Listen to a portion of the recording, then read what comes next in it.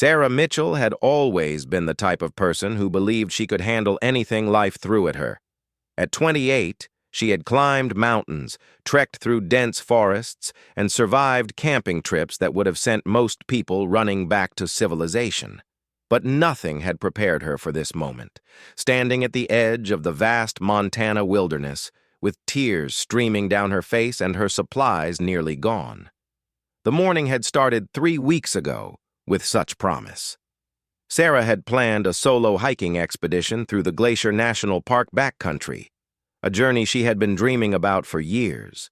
She had saved money, bought the best gear, studied maps until she could trace the trails in her sleep, and informed the park rangers of her planned route. Everything had been perfect on paper. Her first mistake was trusting technology too much. The GPS device that had cost her $300 had failed on day 2, leaving her with only a paper map and a compass that seemed to point in different directions depending on where she stood. The second mistake was her stubborn pride.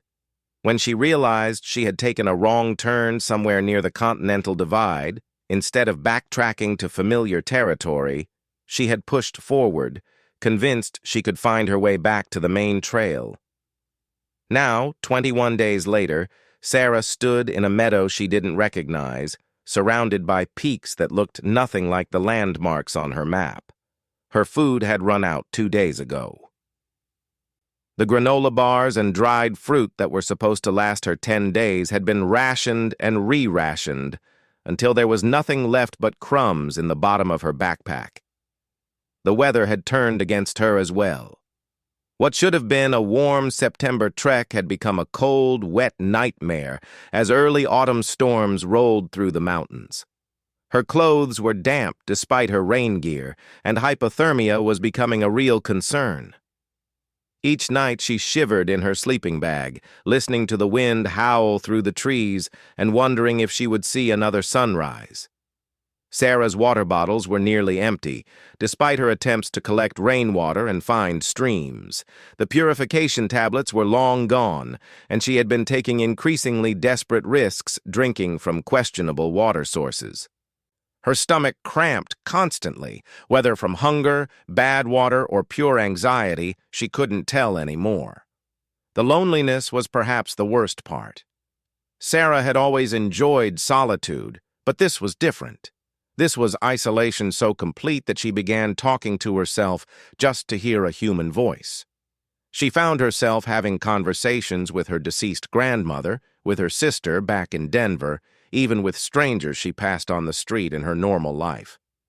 The silence of the wilderness, which had once seemed peaceful, now felt oppressive and endless. Her phone had died days ago, despite the solar charger that had proven useless under the constant cloud cover. The emergency beacon she carried was for life-or-death situations only, and her pride had prevented her from using it.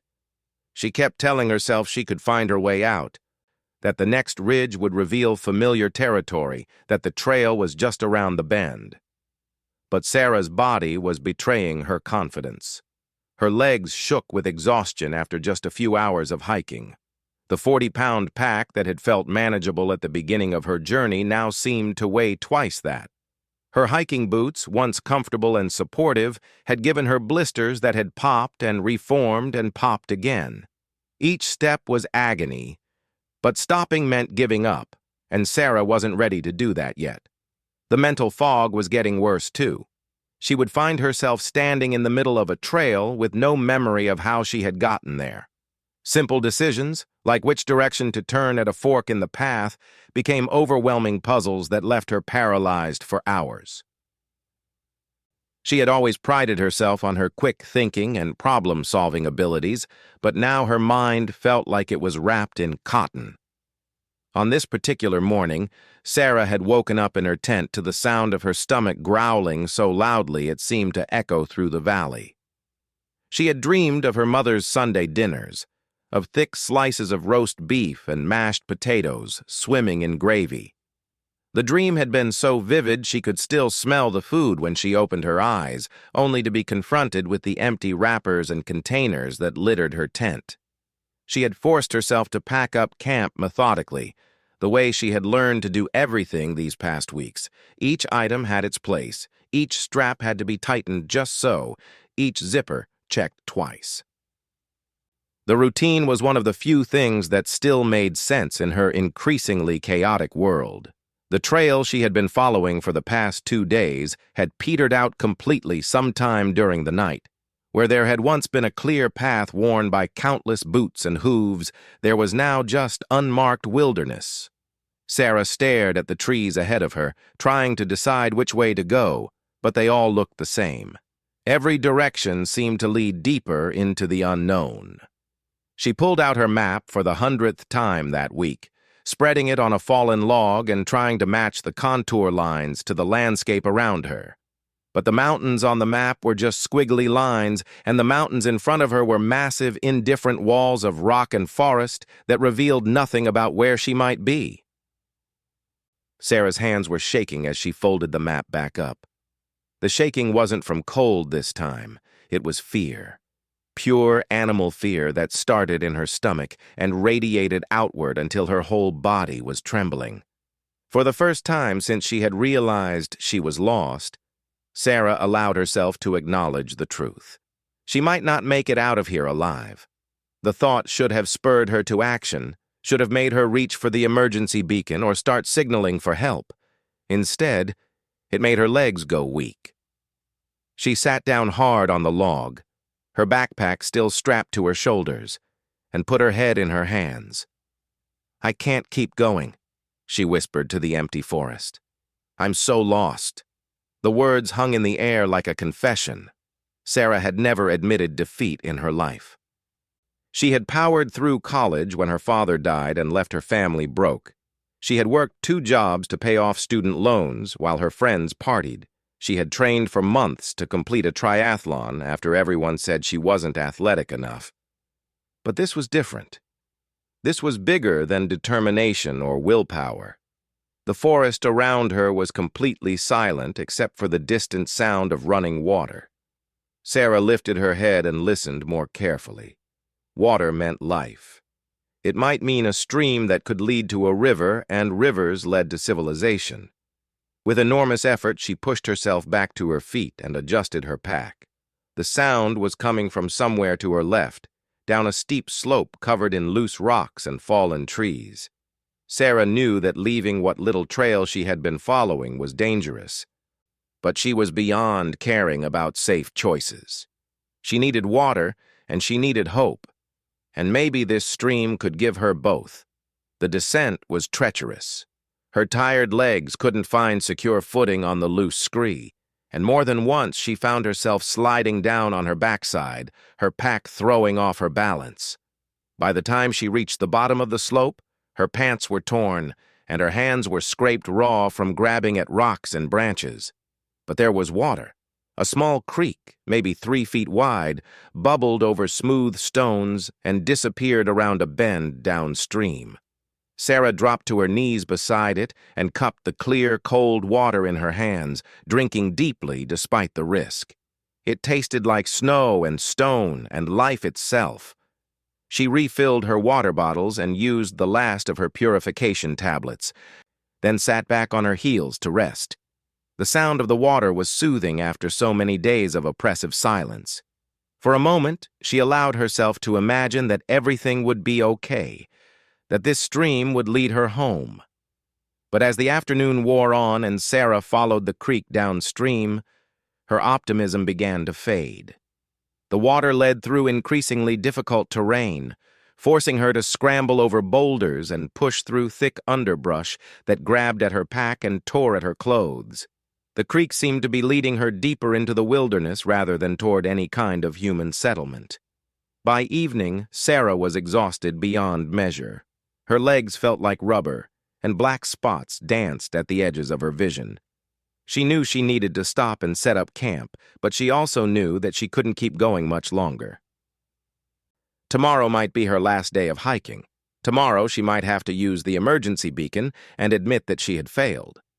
She found a relatively flat spot beside the creek and set up her tent with mechanical precision, though her hands were shaking so badly she could barely work the tent stakes into the ground. Inside her sleeping bag, she lay listening to the water and trying not to think about how hungry she was, how cold she was, how completely and utterly alone she was in this vast wilderness. Sarah had always believed that people were basically capable of taking care of themselves if they just tried hard enough. She had built her whole adult life around that principle. But lying there in the darkness, she finally understood that sometimes trying hard enough simply wasn't enough. Sometimes the world was bigger and more indifferent than any amount of human determination could overcome. The realization should have been devastating, but instead it brought a strange kind of peace. Tomorrow she would walk as far as she could, and if she couldn't go any further, she would activate the beacon and hope that someone could find her before it was too late. There was no shame in admitting that she was beaten. There was only the simple truth that she had pushed herself as far as any person could reasonably go. Sarah woke to the sound of her own teeth chattering.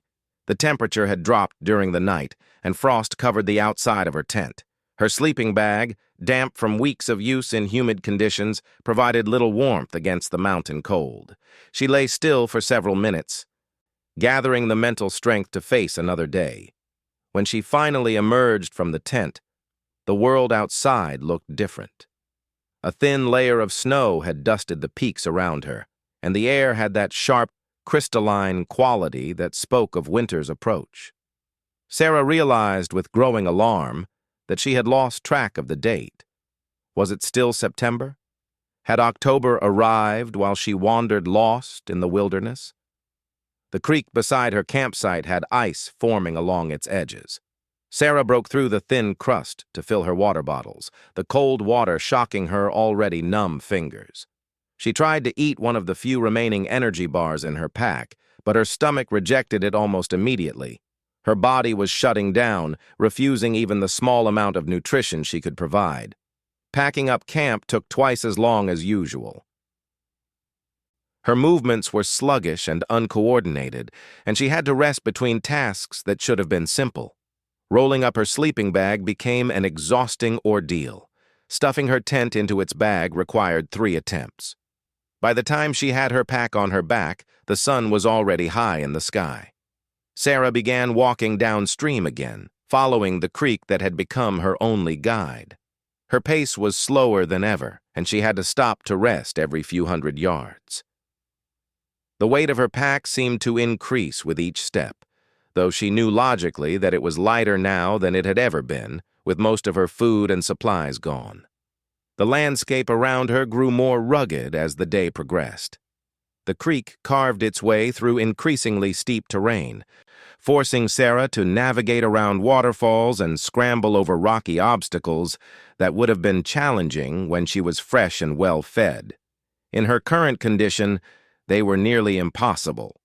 Around midday, Sarah slipped while crossing the creek on a fallen log. The water was shallow, but the shock of the cold soaked through her boots and pants immediately. She sat on the bank, water streaming from her clothes, and felt her last reserves of hope begin to drain away with the creek water. Her socks squelched in her boots with every step after that. The wet fabric rubbed against blisters that had never had a chance to heal properly, creating new wounds and aggravating old ones. By afternoon, there was blood seeping through the leather of her hiking boots. The mental fog that had been plaguing her for days grew thicker. Sarah found herself stopping mid-step, staring blankly at the trail ahead, unable to remember what she was doing or where she was going. The creek gurgled beside her, a constant reminder that she was moving somewhere, but the destination had become meaningless. She began to hallucinate. First, it was just shadows in her peripheral vision that looked like people. Then she started hearing voices calling her name from the forest. Once, she spent 20 minutes responding to what she thought was a search and rescue team, only to realize she had been talking to the wind in the trees. The worst hallucination came in the late afternoon. Sarah saw her sister Emma walking toward her on the trail, wearing the same red jacket she had worn on their last hiking trip together. Emma was smiling and carrying a thermos of hot chocolate, just like she always did on cold days in the mountains. "I've been looking everywhere for you," Emma said, her voice as clear and real as if she were actually there. "Come on, Sarah. Let's go home." Sarah reached out to touch her sister's hand, and her fingers closed on empty air. The shock of realizing that Emma wasn't there, had never been there, was devastating.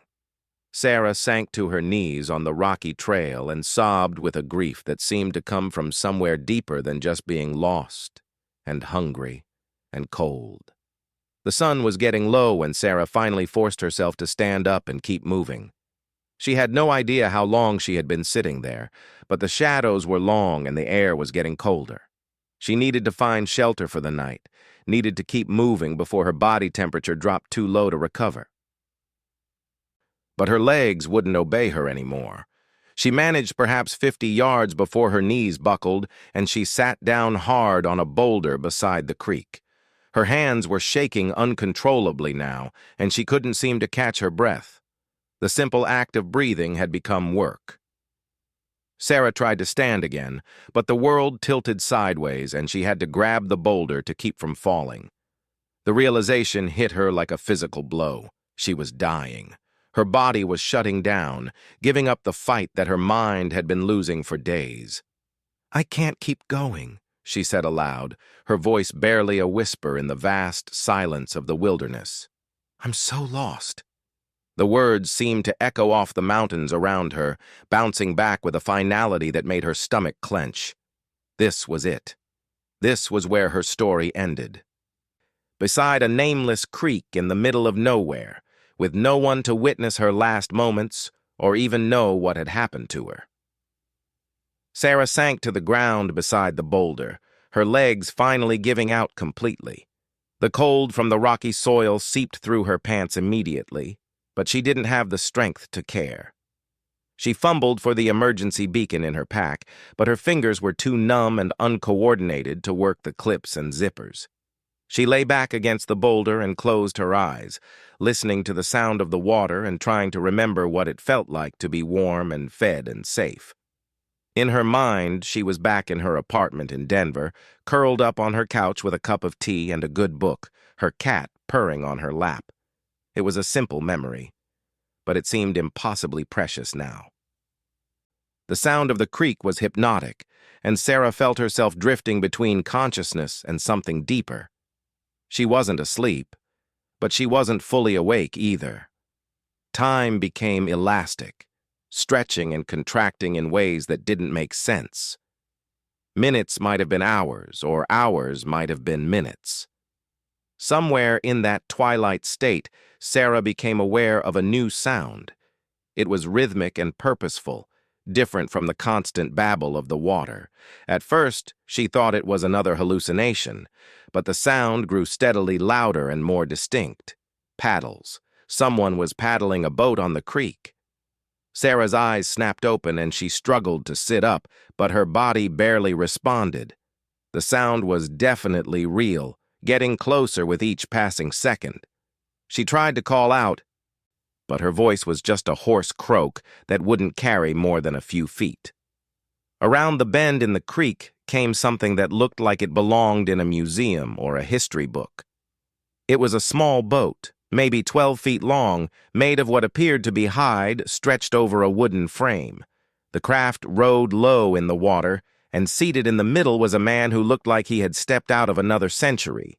He was Native American, probably in his 60s, with long gray hair tied back and weather-beaten hands that handled the paddle with expert precision.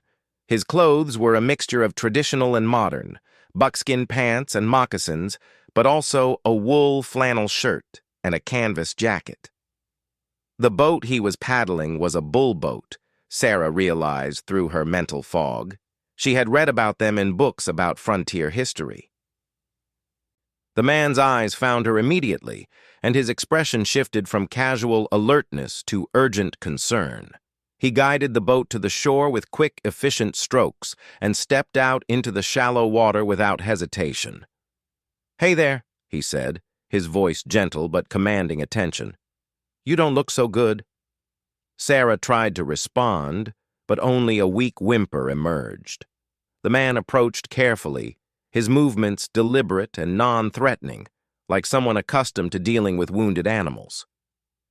"My name is Thomas Crowfeather," he said, kneeling beside her. "I'm going to help you, okay? Can you tell me your name?" "Sarah," she managed to whisper. "Sarah Mitchell." Thomas nodded and began assessing her condition with the practiced eye of someone who had seen exposure and exhaustion before. He checked her pulse, looked at her eyes, felt her forehead for fever. His hands were warm and steady, and for the first time in weeks, Sarah felt like she was in the care of someone who knew what they were doing. "When did you last eat?" he asked. "2 days, maybe 3. I can't remember." Thomas made a low sound of concern and glanced back at his boat. "I've got some food with me, but we need to get you warm first. How long have you been out here?" 3 weeks. I got lost. My GPS stopped working and I took a wrong turn and—" Sarah's voice trailed off as the effort of explaining became too much. "It's okay," Thomas said firmly. "You don't need to explain everything right now. What matters is getting you somewhere safe and warm. Can you walk?" Sarah tried to stand, but her legs buckled immediately. Thomas caught her easily, supporting her weight as if she weighed nothing at all. "That's what I thought," he said. "We're going to take the boat. It's faster than walking, and you need to get out of this weather." He helped her to the bullboat and settled her in the bow, wrapping her in a wool blanket that smelled of wood smoke and sage. The boat was surprisingly stable and comfortable, with buffalo hides that had been softened to the texture of velvet. "This is a bullboat," Thomas explained as he pushed off from shore. "My grandfather taught me to make them when I was a boy. They're perfect for these mountain streams." As they moved downstream, Thomas kept up a steady stream of conversation, partly to keep Sarah conscious and partly to distract her from her ordeal. He told her about the creek they were following, which he called Medicine Bear Creek, and about the fishing camp where he had been staying for the past 2 weeks. "I come out here every fall," he said, his paddle cutting through the water with practiced ease. "It's the best trout fishing in the state, and it gives me time to think. I was heading back to my truck when I saw you." The motion of the boat was soothing, and for the first time in days, Sarah felt safe. She didn't have to make decisions about which direction to go or whether she could manage another mile. Thomas was taking care of everything, and she could finally let herself rest. "Where are we going?" she asked drowsily. "My camp first, to get you fed and warmed up properly. Then we'll figure out how to get you back to civilization." "Don't worry about any of that right now." Sarah closed her eyes and listened to the sound of the paddle in the water and Thomas's quiet humming as he worked. For the first time in 3 weeks, she allowed herself to believe that she was going to survive this ordeal. Someone had found her, someone who knew what they were doing, and she was finally, truly safe. Thomas's camp was like something from a different world. Nestled in a grove of aspen trees beside a wide bend in the creek, it consisted of a large canvas tent, a fire ring lined with river stones, and various pieces of equipment that spoke of someone who lived comfortably in the wilderness. The smell of wood smoke and cooking food greeted Sarah as Thomas guided the bullboat to shore. "Home sweet home," Thomas said with a gentle smile as he helped Sarah out of the boat. Her legs were still unsteady, but the boat ride had restored some warmth to her body and clarity to her mind. The first thing Thomas did was seat Sarah beside the fire, which he quickly built up until it was crackling and throwing off serious heat. The warmth felt like a miracle against her face and hands. She hadn't realized how cold she had become until she started to warm up. "First things first," Thomas said, pulling a pot from beside the fire. "Soup. My grandmother's recipe for when people need building up." The soup was thick and rich, full of vegetables and what tasted like venison, seasoned with herbs Sarah couldn't identify. Thomas insisted she eat slowly, just a few spoonfuls at a time, despite her body's desperate craving to devour the entire pot. "Too much too fast will just make you sick," he explained patiently. Your stomach needs to remember what food is for." While Sarah sipped the soup, Thomas went about the business of making her comfortable with the efficiency of someone who had done this before. He set up a sleeping bag beside the fire, boiled water for tea, and checked her feet and hands for signs of frostbite. "You're lucky," he said, examining her blistered feet. "Cold, hungry, and exhausted, but nothing that won't heal. A few more hours out there, though." He shook his head and didn't finish the sentence. As the evening progressed and Sarah continued to warm up and get small amounts of food into her system, she began to feel human again.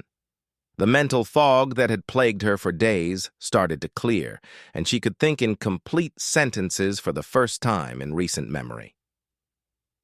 "How did you know to look for me?" she asked as Thomas added more wood to the fire. Thomas was quiet for a moment, poking at the coals with a long stick. "I didn't know to look for you specifically," he said finally. "But I've been coming to this creek for 20 years. And I know when something's different. The animals have been spooked for days. The birds weren't singing in their usual places. When you live close to the land, you learn to pay attention to signs like that." He glanced at her over the fire. "Also, I heard helicopters yesterday. Search and rescue, probably. I figured someone was missing out here." Sarah felt a stab of guilt. She had been carrying an emergency beacon for 3 weeks and had been too proud to use it. If she had activated it when she first realized she was seriously lost, she could have saved herself and everyone else a lot of trouble. "I should have called for help sooner," she admitted. Thomas shrugged. Should have, could have, would have. Those are words that don't mean much when you're trying to survive. You did what you thought was right at the time. That's all anyone can do. As night fell, Thomas told Sarah stories about the area where they were camped. His grandfather had hunted these mountains, and his great-grandfather before that. He knew every creek, every game trail, every hidden valley within 50 miles. The Bullboat he had built himself, using techniques passed down through generations of his family.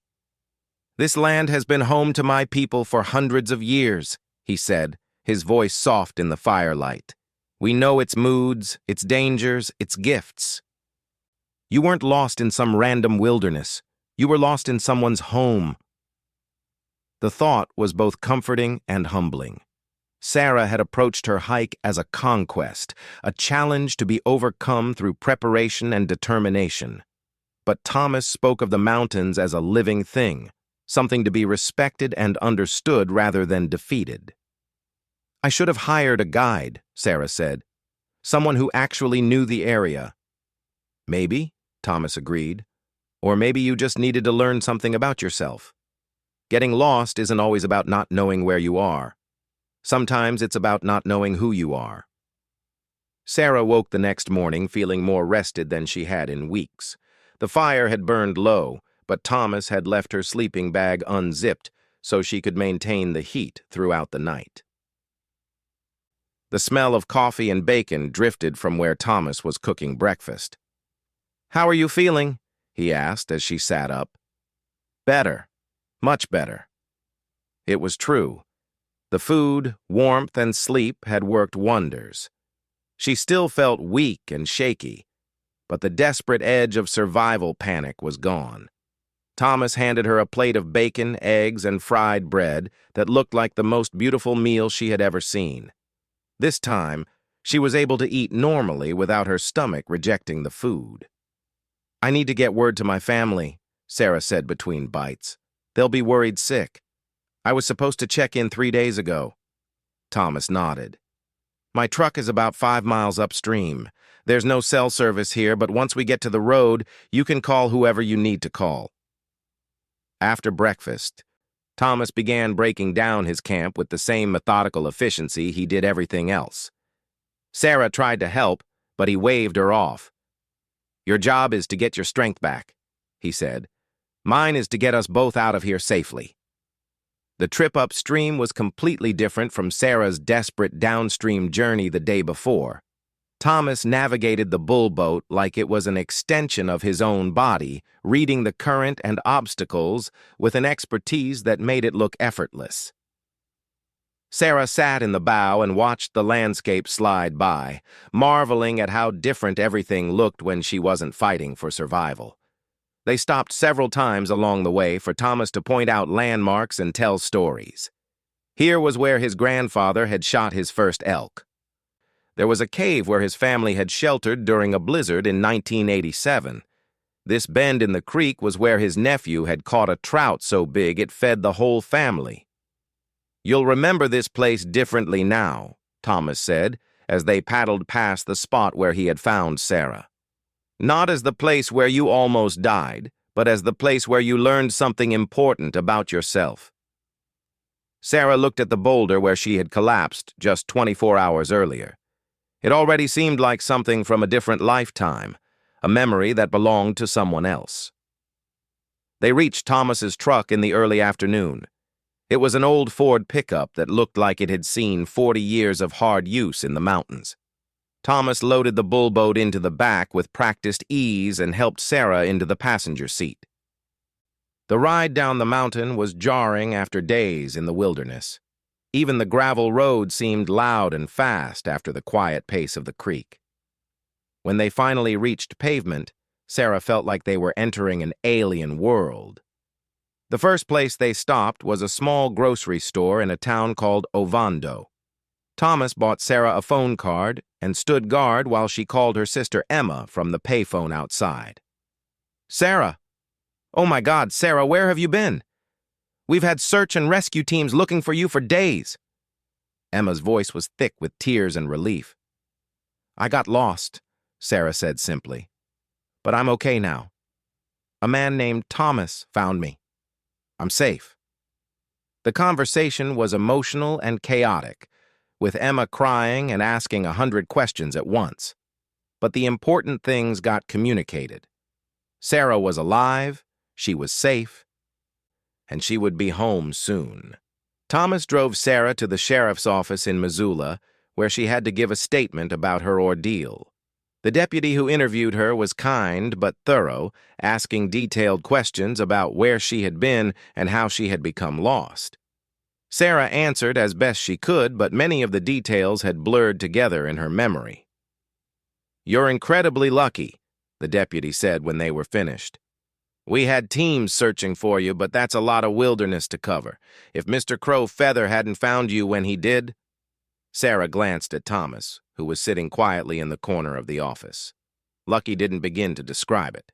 The chances of Thomas being in exactly the right place at exactly the right time seemed astronomical. Later, at a motel in Missoula, Sarah tried to find words to thank Thomas properly. He had not only saved her life, but had treated her with a kindness and respect that went far beyond simple rescue. "You don't owe me anything," Thomas said, when she tried to express her gratitude. "The mountains gave you to me to care for. I was just doing what needed to be done." "But how can I repay you? How can I—" Thomas held up a hand to stop her. "The way you repay a gift like this is by living your life differently, by remembering what you learned out there about what really matters." Sarah spent the night in the motel, taking the first hot shower she had experienced in weeks and sleeping in a real bed. But she found herself lying awake thinking about Thomas's words. What had she learned out there? What was she supposed to do differently? The answer came to her gradually over the following weeks as she returned to her life in Denver. The city that had once seemed exciting now felt overwhelming and artificial. The job that had once challenged her now seemed pointless and trivial. The independence she had prized so highly now felt like a burden rather than an achievement. Sarah began volunteering for a wilderness safety organization, teaching inexperienced hikers about proper preparation and navigation. She shared her story not as a tale of adventure, but as a cautionary tale about the importance of humility and respect for the natural world. She stayed in touch with Thomas, visiting him whenever she could and learning about his culture and his approach to living in harmony with the land. He became not just her rescuer, but her teacher, showing her a different way of seeing herself in relation to the world around her. A year after her rescue, Sarah returned to the creek where Thomas had found her. This time, she was properly prepared and accompanied by an experienced guide. She stood beside the boulder where she had collapsed and marveled at how different everything looked. The place that had once represented the end of everything now felt like the beginning of a new understanding. She was still the same person who loved challenges and adventure, but she approached them with a new respect for her own limitations and a deeper appreciation for the connections that bind people together. Sarah placed a small stone cairn beside the creek, not as a monument to her survival, but as a reminder of the moment when she learned that being lost was sometimes the first step toward being found. The water gurgled past just as it had that desperate afternoon, but now it sounded like laughter instead of indifference. Thomas had been right. She would always remember this place, but not as the scene of her defeat. Instead, it would be the place where she discovered that true strength comes not from conquering the world alone, but from accepting help when it's offered and learning to see herself as part of something larger than her individual will.